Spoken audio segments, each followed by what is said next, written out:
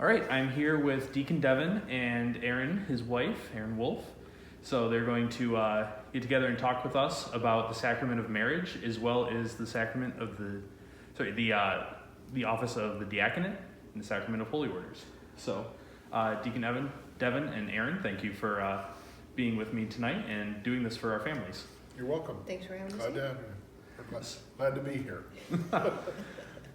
So, when we talk about vocations, a lot of people think about priesthood and religious life specifically, but the church says that marriage is also a vocation. Can you expand on that idea for us? Yeah. If you think about vocation is really how we're going to live out our life, how we're going to serve God. And certainly when we look at people who are in religious life or in the priesthood, it's fairly obvious that they're living their life out for God. But the other 99% of us are also called to vocation. And the way that we live that out is by forming families and by having a family life and by contributing to that world, to the world in that way. And if you think about it, that vocation is also a part of God's, because we have children and families, we're also sharing in God's creative force. So we're bringing people into the world. So that vocation is just as important as the two that we normally think of. And how long have you been married? We've been married 32 years. 32 wonderful, blissful years. Yes. And how'd you two meet? Everybody loves a vocation story, so for marriage it would be, how'd you meet? We met in college. We were both at the University of Chicago, and Devon was my RA in the dorm. And we were very close friends for a long time and kept sharing our wants and hopes and dreams for the future. And it turned out that we had the same hopes and dreams and wants. And finally we came to the conclusion that this was it. We were the ones that we wanted. Yeah. What would you say is the best part of marriage, and what's the most difficult part? Which one do you want? Either one. Go ahead. The best part of marriage is companionship. The best part of marriage is the knowledge and the security that I have someone that I can share who I am and that she'll still love me. And that's one of those things that actually through some difficult times in our marriage, we really lived that out, and we really found that out, that we could be that for each other. That was my answer too. There was always there is a foundation there that no matter what, I always know you're on my side. Yeah. That you're there for me. And the hardest part of marriage, I think, is when we're human. There's times when we fail to do that. We fail to keep the other first in our lives and our hearts and our thoughts. Times we take each other for granted, and those don't last very long, because then we realize there's something not right. That's right. Then we fight for our relationship. That's right. Now, you have a sacramental marriage, so you're married in the church. Mm-hmm. What does it mean to have a sacramental marriage? What's different about that? A sacramental marriage is really all about covenant. And by covenant, what we mean is that it is a relationship that is there no matter what. That we make that relationship with each other, and that we're there through thick or thin, through whatever happens in our lives, that we are always going to be there for each other. And by loving each other in that way, the whole idea of sacraments is a visible sign of God's love. And so to be a visible sign of God's love, that's what we become for each other. Well, we often talk when we're doing marriage prep with couples who are engaged and looking to become a sacramental marriage, that our sacrament, our relationship, our marriage is not just for us, it's for everyone. Because part of what that sacrament does is it shines out, and it brings people in, it draws you in. So we ask the couples that we're working with, think of a couple that you can just see how much they love each other. That love radiates out from them, it draws them in, and it makes you say, I want to be like them. That couple That's a sacrament. That's a sacramental marriage. Deacon Devon, you are one of those rare people who have received both the sacrament of marriage and the sacrament of holy orders. You're a permanent deacon. Can you tell us a little bit about what that means? What is the diaconate, the permanent diaconate? Mm-hmm. So the deacon, the diaconate is the first of the three orders that comprise the sacrament of holy orders. So, in fact, all bishops are priests first.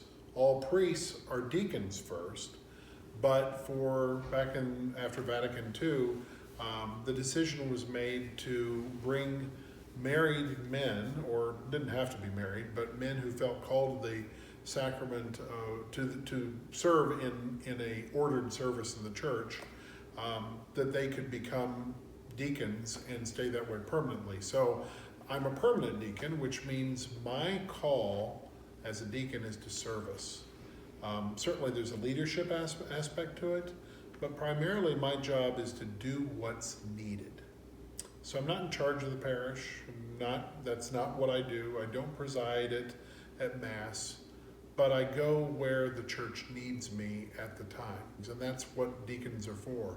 We're to be a visible presence of service in the world and to really show and be an example to others how to serve. And also, very importantly, to call people into service. Because,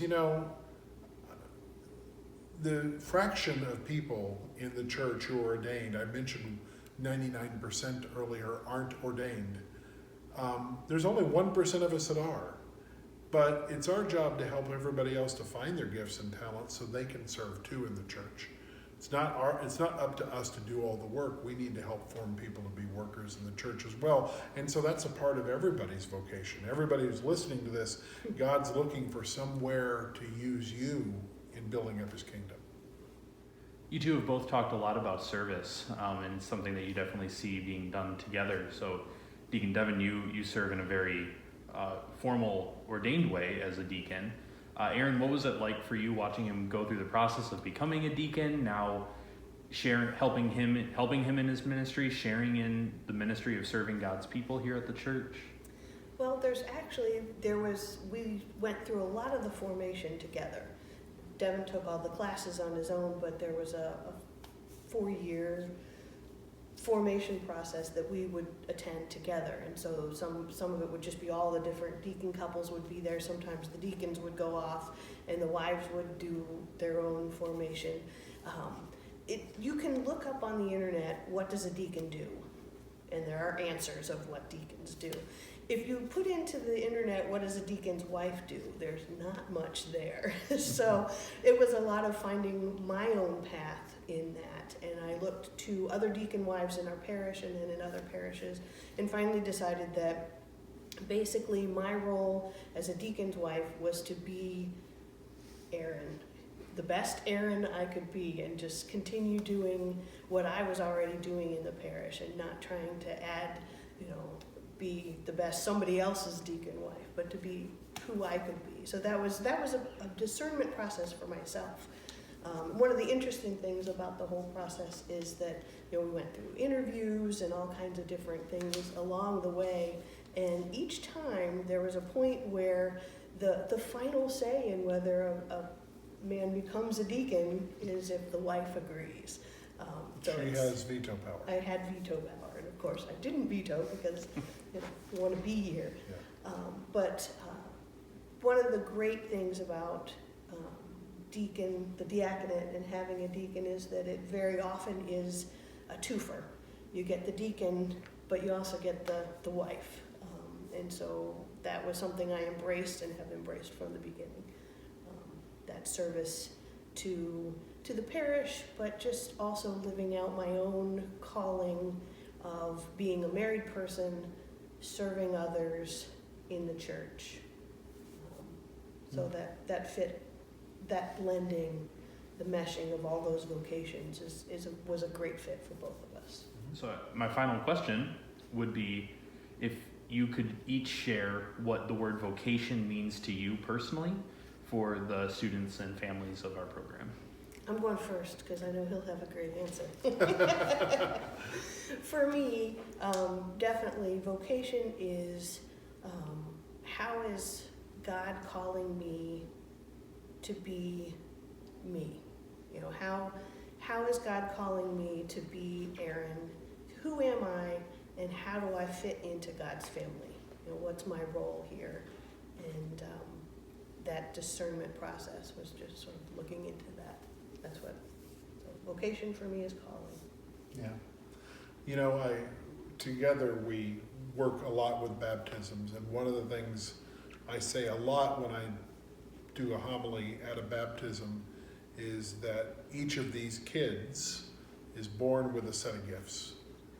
And it's part of our job as parents and godparents and the church and family and friends is to help these kids figure out what those gifts are and how they can use them in God's service. And so I think, playing upon your answer, which I think was exactly right, the vocation really is being the person God made me to be. You know, it's really finding out what that is through prayer and discernment and through listening to God's voice in my life and saying, God, what is it you want me to be? One of the things that I think is really important is that, and it's a question that doesn't happen a lot in our society, is discerning who you're going to marry. Thinking about and praying about who it is you're going to marry. And actually asking God, is this the right person for me? Am I called to marry this person? So kids, keep that in the back of your mind someday for when it's your turn. But I think it is a process of discernment. It's a process of discovery. But God has already given you the answer if you look and ask Him for it. Well, thank you so much for your time and for sharing your story. It was a lot of fun for me just to get to know both of you a little bit better, and I'm sure a lot of the families of our program loved hearing from you guys. Maybe you did their children's baptism or helped with their marriage prep, so probably nice to see a familiar face again. So thank you for your testimony and all that you do around the church. You're welcome. Thanks very much. Thanks, everybody. God bless.